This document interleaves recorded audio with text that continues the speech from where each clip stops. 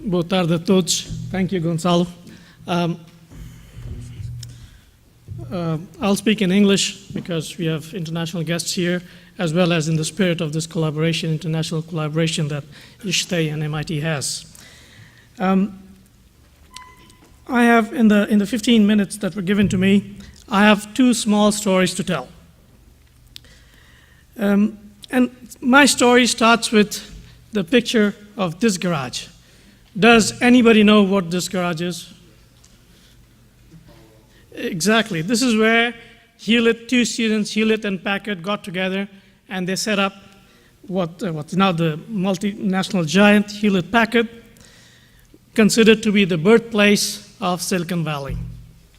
I have the story of another garage. This one, anybody? No, not quite. Earlier, Walt Disney. This is where Walt Disney set up its uncle's garage. He set up the first Alice animation series.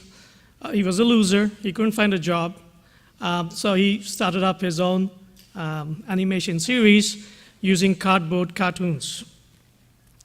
Story of this one here is 1976, Apple I. Steve Jobs and Steve Wozniak, they set up Apple I here. Yet another garage. I couldn't see the quite garage, but it's there somewhere. This is where Amazon was set up. Jeff Bezos left at the age of 30. He left a very cushy job he had at Wall Street and set up what's now one of the largest companies. I won't say it's definitely the largest bookstore, but it's much more than that. It's one of the biggest technologically advanced companies in logistics that exist today. Another garage. This one, anybody? Google. Larry Page and Sergey Brin, after they left the dorm, they set up Google here, right after they got their first $100,000 check. So, and I have a few more garages, but I have my limited time. So, what do we need for entrepreneurship? Garages. And if I'm here in Portugal long enough to know that the next thing they would do is set up an observatory of those garages. It doesn't work that way. So my first story to tell you, there are many dimensions of this, but the most important thing for entrepreneurs here is think about garages. Think bootstrapping. Think, do not, when I speak to would-be entrepreneurs, potential entrepreneurs, they all have great ideas. They're just the next Skype, the next Google, and so on. What's missing? The first thing they would say is money. It's not quite true. Think of these and many other stories, very successful stories, and think garages. Garages in the sense that you do not need to have a very sophisticated infrastructure or even a reasonably good infrastructure to set up your own company to be successful. In Portugal, too, there are many successful cases, companies, who also set up, maybe not quite garages, but had very, very modest beginnings. So that's what I would like to say is think garages. So do not fall for the garage trap. The next story I have to say has to do with these people. Well, Albert Einstein. Till the age of 4, he couldn't speak. Till the age of 7, he couldn't write.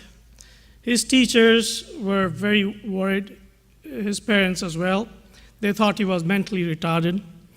I believe he was kicked out of Zurich Polytechnic. He couldn't get in. And of course, we know Albert Einstein to be who he is, right? Next, J.K. Rowling, single mother, divorced, no job, living on welfare, and she proved what somebody with a huge amount of determination, a lot of ideas, with almost no means. She's now one of the richest, and not just that, people in England today. Marilyn Monroe, she was told that she should think about going back to becoming a secretary. Edison, he was kicked out of his first two jobs. The light bulb that, he didn't quite invent the light bulb, but the modern light bulb that we know was based on his idea. Took 1,000 trials to come up with his final product. Next, Seinfeld. The first performance he gave, he was booed out of the stage. This is the founder of Honda. He couldn't get a job at Toyota, so he set up his own motorcycle company. Elvis Presley. He was told he had no talent at all and he should go back being a truck driver. Van Gogh couldn't sell a single painting in his life. Walt Disney, I told you a story before, he couldn't get a job. He wanted to be an actor, couldn't get a job, wasn't successful. He had to live with his uncle and set up that Walt Disney Company in his garage. So what do they and this person have in common? They were all losers, right? Except this one is a serial loser, and everybody else will turn out to be very, very successful. So this is what I would like, the second story, the second message in the short time I have is says, do not give up. Michael Jordan, one of my heroes, he said, I've missed more than 9,000 shots in my career. I've lost almost 300 games. I've been trusted to take the game's winning shot and missed. I've failed over and over and over again in my life, and that is why I succeed. Bob Dylan said it best, she knows there is no success like failure, and that failure is no success at all. My hero, the great philosopher, Homer Simpson, says, trying is the first step towards failure, so don't try. No, absolutely not. Angry Birds, a group of very young people, they had the current version, which has more than 320 million downloads, I think. They tried 50 different times, 50 different games. This is the version in which they had success. It was not an easy process at all. So, second message, fail, but fail smart, not like me, but fail smart. Learn from failures. I was in a conference a few years back in Silicon Valley, and I remember, I will never forget this, when a CEO of a huge multinational company, he said that his company, it was an experiment that they did, his company asked for CVs, but CVs of failures, because his company wanted to know how many attempts did somebody make at different phases or stages in his life. And I was very, very impressed by this. So this is not some theoretical advice that's being given. They actually practiced, or at least at that time, they did practice that. They wanted to, before the interviews, they wanted to have a look at the number of times somebody tries. Unfortunately, in Portugal, as in many other parts of Southern Europe, failure is a stigma.